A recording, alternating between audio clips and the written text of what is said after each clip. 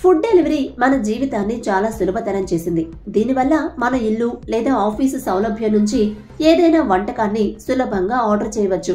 అయితే ఈ ఆర్డర్ చేసేటప్పుడు డెలివరీ ఏజెంట్ పడే కష్టాలను మనలో చాలా మంది గుర్తించరు. ఇప్పటి వరకు ఈ ఏజెంట్లు బైక్లపై, సైకిళ్లపై, కాలినడకన కూడా రావడం మీరు చూసుండవచ్చు. కానీ మీకెవరైనా గుర్రం ద్వారా ఫుడ్ డెలివరీ చేశారా? అవును, మీరు చదివింది నిజమే. ఒక జొమాటో డెలివరీ ఏజెంట్ గుర్రంపై ఆహారాన్ని డెలివరీ చేస్తూ కనిపించడం ఇప్పుడు సోషల్ మీడియాలో హాట్ టాపిక్ గా మారింది. భారతీయ న్యాయ సంహిత కింద కఠినమైన జైలు, జరిమానా నిబంధనలకు వ్యతిరేకంగా ట్రక్ డ్రైవర్ల సమ్మె కారణంగా అనేక మంది ప్రజలు పెట్రోల్ పంపుల వద్ద క్యూ కడుతున్నారు.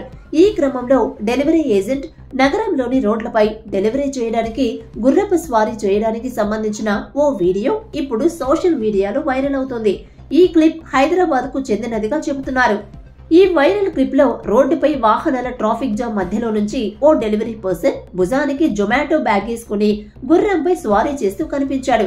ఈ దృశ్యాన్ని అందరూ వింతగా చూడగా కొందరు మాత్రం తమ సెల్ ఫోన్లలో ఈ విచిత్రమైన సంఘటనను రికార్డ్ చేశారు.